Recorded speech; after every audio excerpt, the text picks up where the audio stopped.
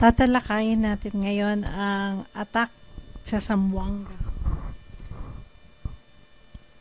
at ang maaaring maganap na war, digmaan ng US at Syria. Nakita ko dito na pera ang behind dito sa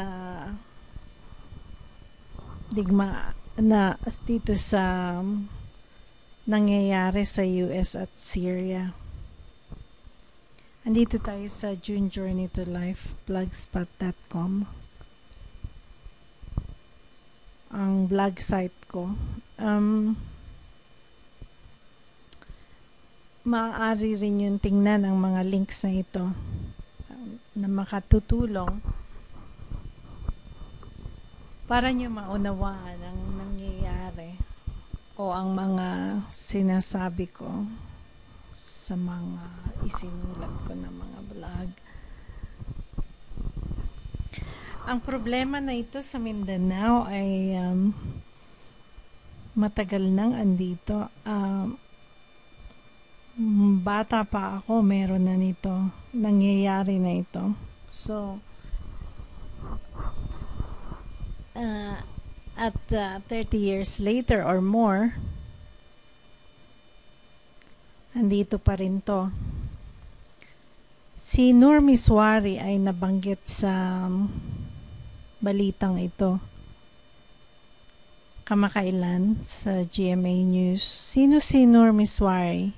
Basahin nyo ito. Pero sinasaad dito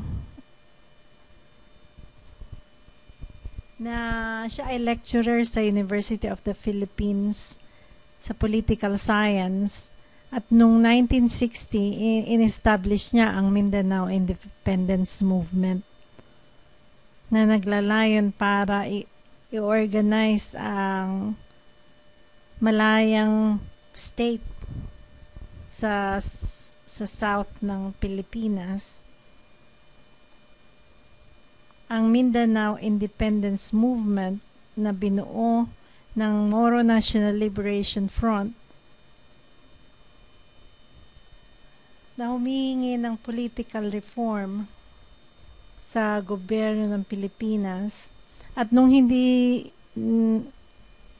natupad ang reformang hinihiling nila, ang MNLF o Mindanao Independence Movement ang Moro National Liberation Front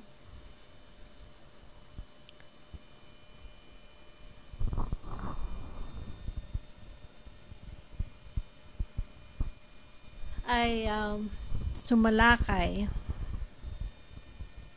at nagkaroon ng military conflict na against sa gobyerno ng Pilipinas.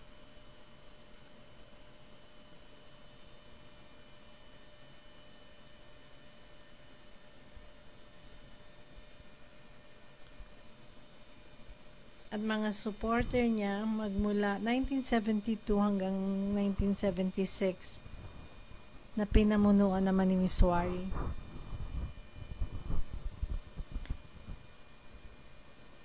Hindi ito nagtagumpay na para magkaroon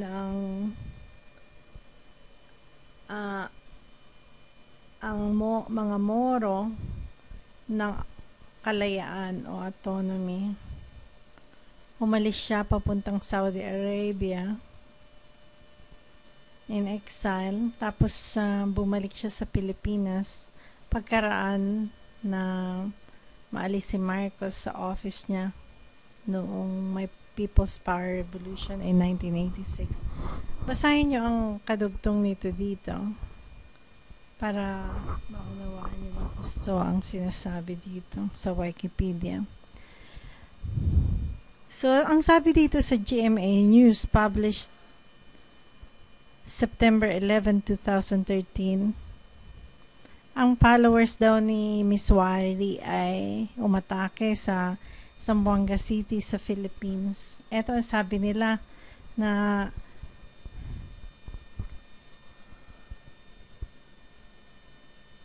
nung isang buwan daw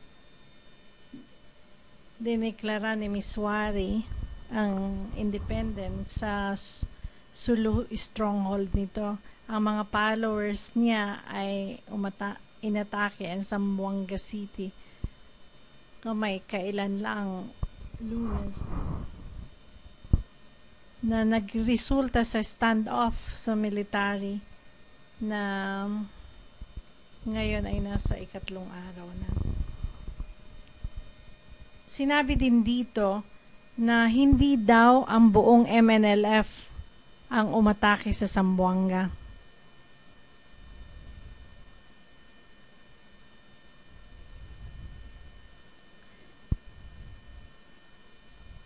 Ang sabi daw ng ibang mga MNLF leaders ay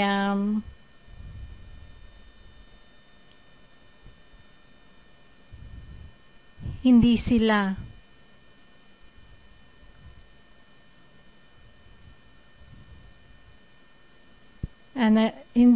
hindi nila sinusuportahan ito. At ito ay kagagawa ni Miss Wari na ang aksyon na ito ay pansarili niyang aksyon. Sabi naman ito ni Deles, ang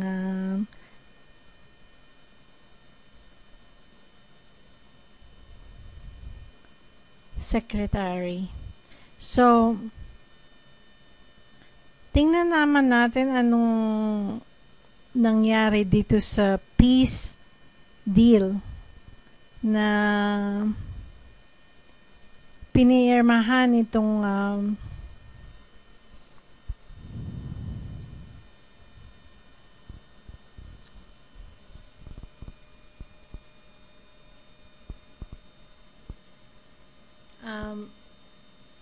at winitness ni President Aquino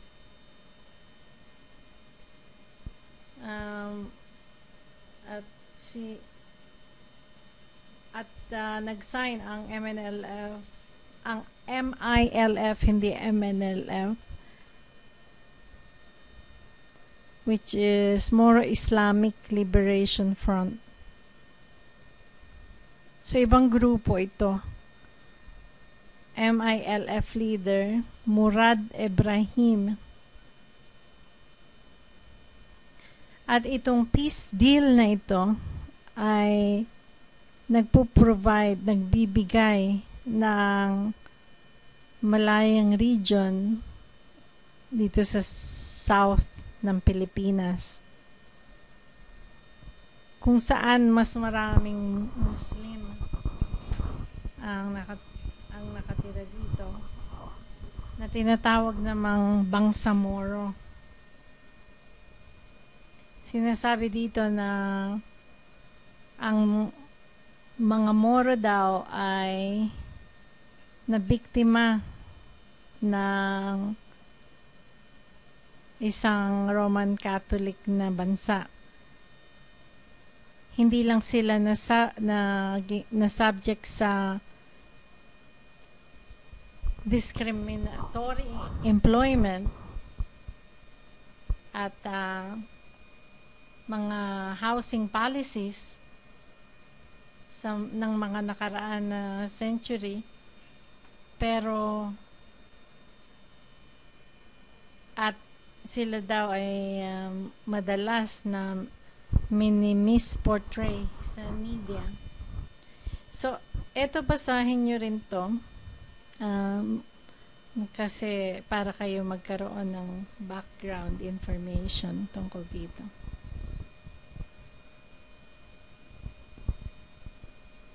So, anong masasabi ko tungkol dito? Makikita natin dito na ang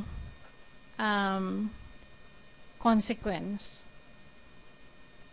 haharapin natin na Ano't ano man ang mangyari, hindi natin pwedeng talikuran itong mga nangyayaring ito. Kailangan nating harapin ito. Dahil ito ang ating pinayagan at tinanggap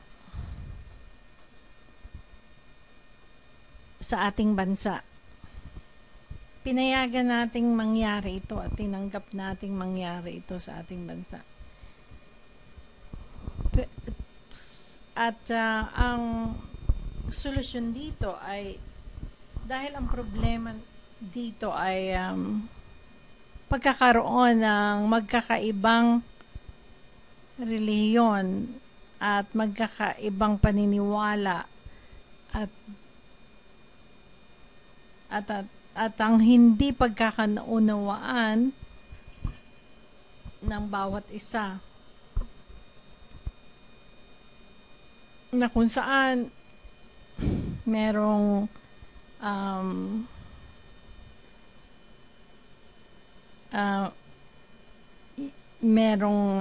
nakatataas, merong nakabababa.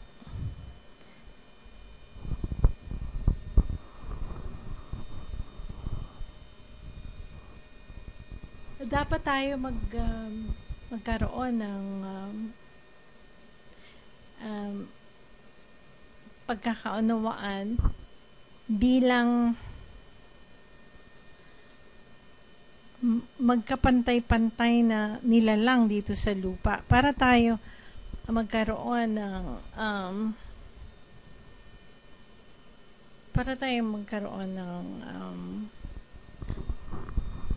tunay na kapayapaan. Dapat nating isaalang-alang hindi lang ang ating grupo, kundi na lahat tayong ang kapakanan ng bawat isa. At kung hindi naman natin gagawin yon, ito nga ang mangyayari. Haharapin din natin ang problemang ito at ang problema ng mundo ngayon na nakikita naman natin na pwedeng magkaroon ng war sa ang US at saka ang Syria. At ang problema natin sa Pilipinas ay problema din sa mundo na ginagalawan natin.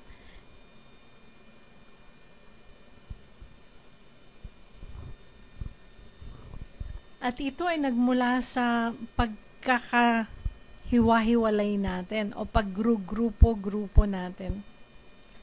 At ang grupong mga tinatayo natin ay katulad ng mga iba't ibang relihiyon, na iba't ibang paniniwala, at ang iba't iba nating gusto at gustong mangyari at hindi naman sinasang-ayunan ng iba, at meron naman silang ibang gusto mangyari at meron naman tayong hindi gustong mangyari at ganoon din sila.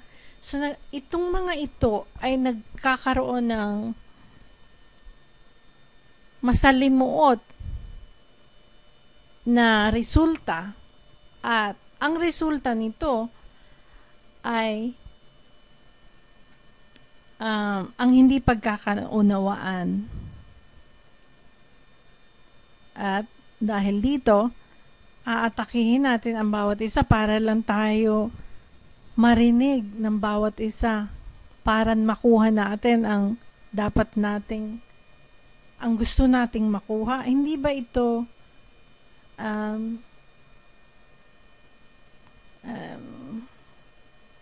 hindi ito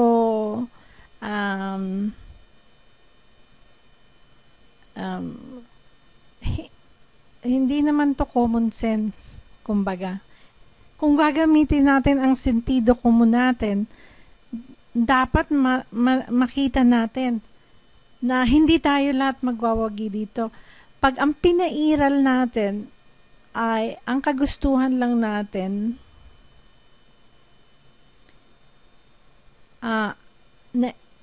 kumbaga ang mga kagustuhan lang ng individual at ng grupo, na magkaiba-iba naman ang mga interes niyan.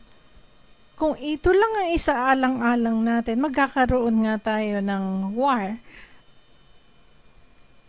ng digmaan, magkakaroon tayo ng sitwasyon na katulad ng sitwasyon na nangyayari ngayon sa Mindanao.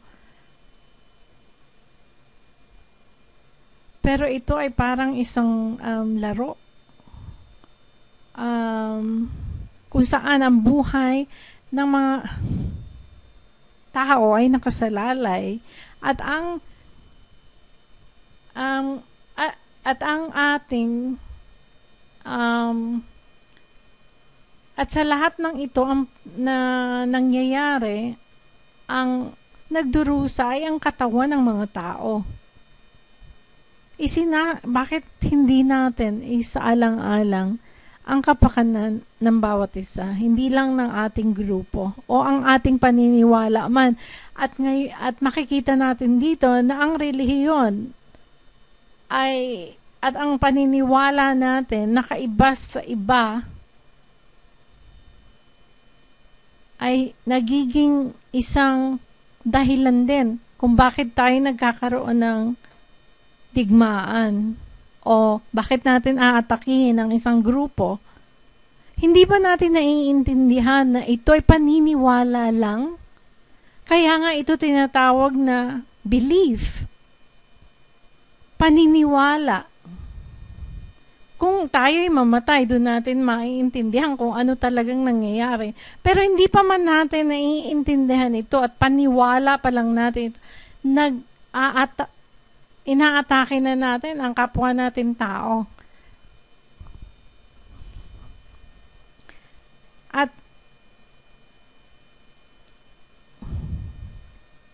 hindi natin naintindihan na ang mga halaman at mga hayop ay naaapektuhan din ito. Hindi lang ito, kundi ang lupa.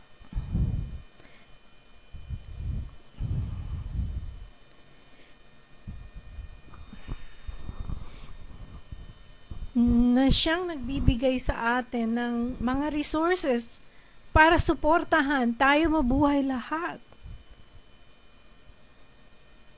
Para tayo lahat buhay na pantay-pantay.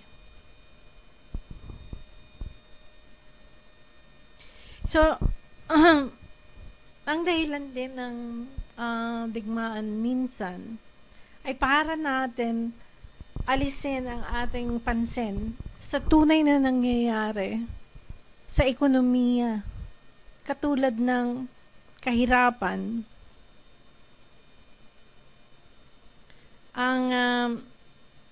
Ang digmaan ay nangyayari dahil minsan ayaw nating tingnan ang tunay na nangyayari sa ating bansa. At gusto nating ma-divert ang mga pansin ng tao patungo sa digmaan. Kumbaga, kung saan ang mga takot nila ang magbubunsod sa kanila para alisin ang pansin nila sa tunay na mga issues na nandito sa ating ekonomiya. Bakit hindi natin bigyan ng solusyon ang tunay na problema, poverty at inequality, ang paghihirap at ang hindi natin pagkapantay-pantay sa lipunan? Kailan natin titingnan?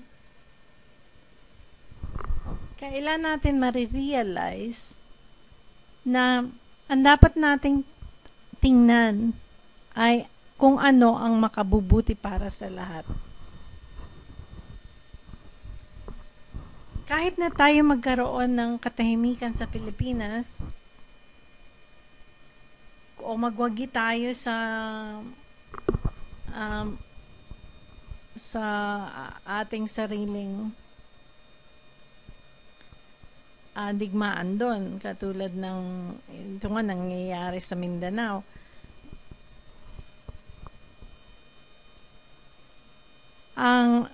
Kung matuloy ang gagawin ng US na pag-atake sa Syria, maapektuhan din natin ito. In other words, ang sinasabi ko lang hindi lang tayo, hindi lang natin dapat isaalang-alang ang kapakanan ng ating bansa, kundi dapat makita rin natin ang pagkakonekta ng mga buhay natin. At paano natin maapektuhan ang bawat isa sa kahit na anumang desisyon na gawin natin. Nakita naman natin na ang pagkakaroon ng news o ng impending war dito sa Syria, kung matuloy ito. At meron pala ngayong news, pero ang mga OFW pinauwi na galing sa Middle East, yung mga maapektuhan doon. So, nakikita natin na ang bottom line dito, saan kukuha ng pera ang mga taong nawala ng trabaho. So, makikita natin dito ang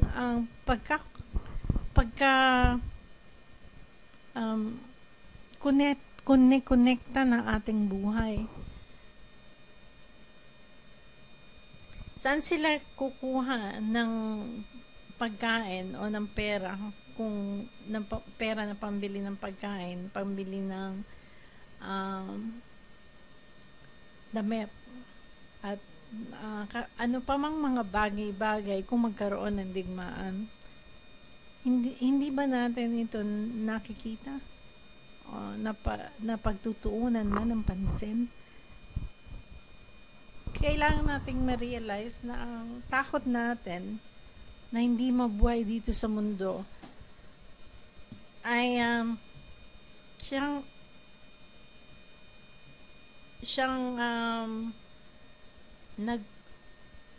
nagtutulak sa atin para atakihin natin ang ibang parte ng ating bansa na hindi tayo sang-ayon sa mga ibang grupo doon, o kung gano'n naman, kung tingnan naman natin ang nangyayari sa Syria at sa US, para mag-wage tayo ng war sa Syria kasi ayaw natin yung ginagawa nila. Pero ang terorismo ginagawa rin naman natin sa ating sa mga pang-araw-araw nating buhay.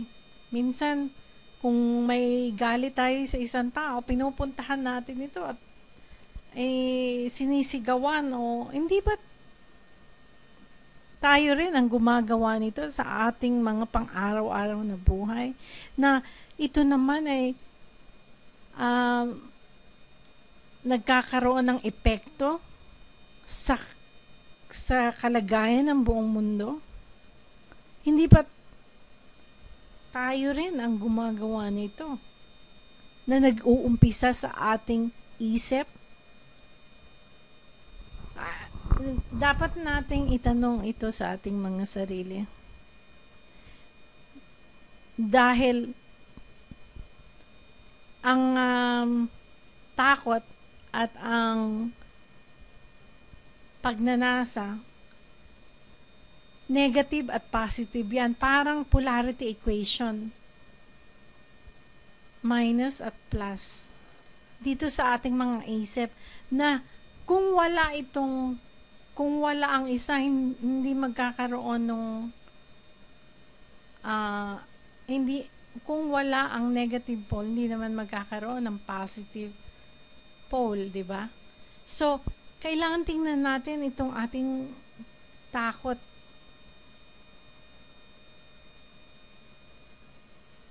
Ang takot natin na mabuhay ay galing sa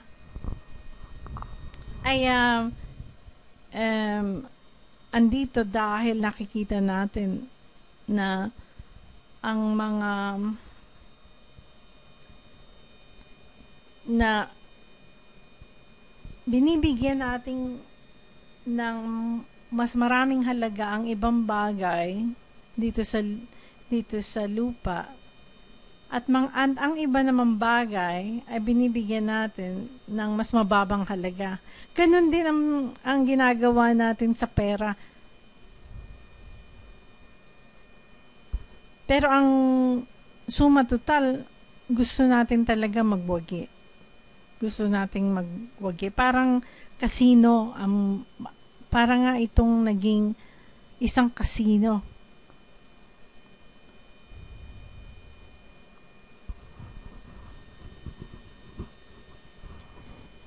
Ngayon, sa paggagamit natin ng pera at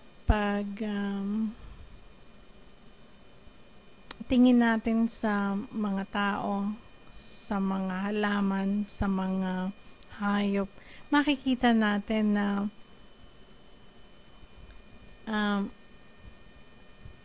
na mababa ang halaga na binibigay natin dito. Mababa ang halaga kesa buhay. Pero ang totoo lang nito, ang pera gawa rin sa ang papel na pera gawa rin yan sa halaman eh. At ang metal naman ng mga coins, gawa ito sa metal. So saan ang galing ang metal kundi sa lupa din. So, makikita natin dito na ang tao, ang halaman, at ang mga hayop ay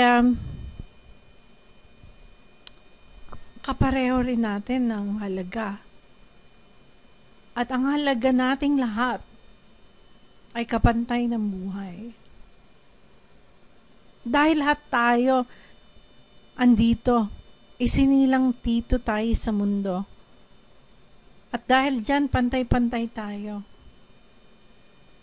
So, magagamit din natin ang pera para ma-benefit natin tayong lahat. Hindi natin ito naririnig dahil walang nagsasabi o lahat ng ginagawa natin ay base sa self-interest o yung gusto lang natin para sa ating sarili, sa ating pamilya, sa ating bansa. Pero kung tingnan natin ang pagkapantay-pantay ng buhay, ang halaga ng bawat isa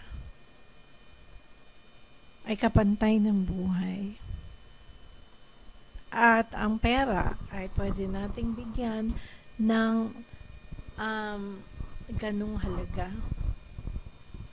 Kapantay din ng buhay. So, maraming pera ang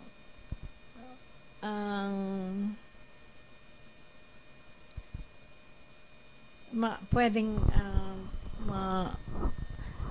makuha ng isang bansa kung magpa-participate sa digmaan. At kung i-ano niyo ang link nito, makikita niyo ang sinasabi ko. Pero dapat nating intindihin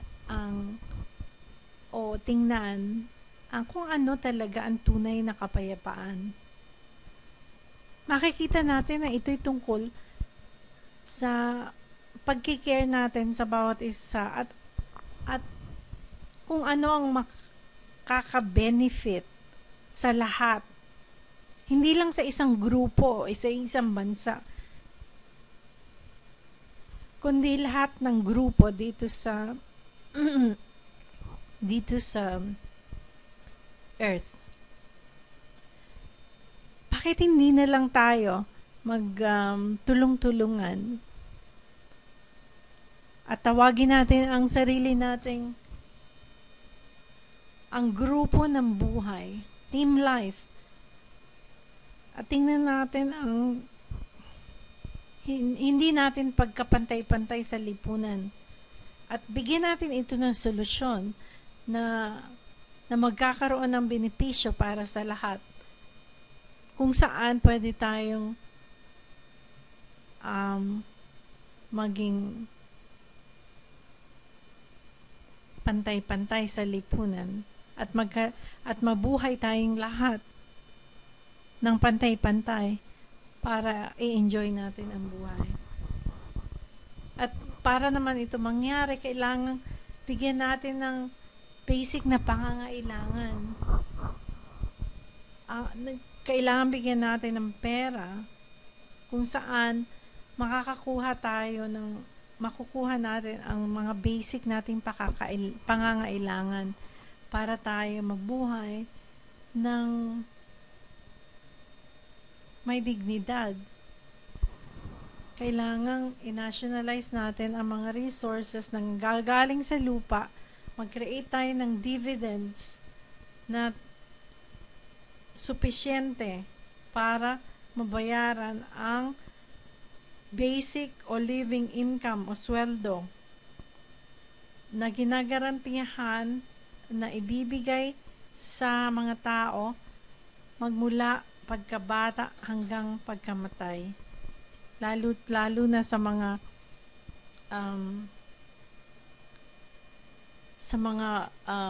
mahihirap, mga walang trabaho, mga matatanda, sa mga hindi edukado. So, kailangan nating ma-realize na meron tayong lahat ng tinatawag na equal land right. Ang makikita natin dito, ang equal land right na nagbibigay ng pwesto sa bawat isang nilalang sa lupa na kanilang pinili para maging kanilang tahanan, kung saan ang mga buhay na katawan na naglalakad sa lupa ay binibigyang buhay nito, at kung saan ito kumukuha ng sustansya at pagkabuhay na nagbibigay ng seguridad at kabuhayan, kung saan nakakaniig nila ang mga hayop at ang mga kaharian ng halaman na nagtutulungan, na nagkokonsyerto, na nagiging kabagay ng puwersa ng buhay ng lahat ng nilalang at ng lahat ng pantay-pantay at nagkakaisang buhay ng lahat. Maraming salamat.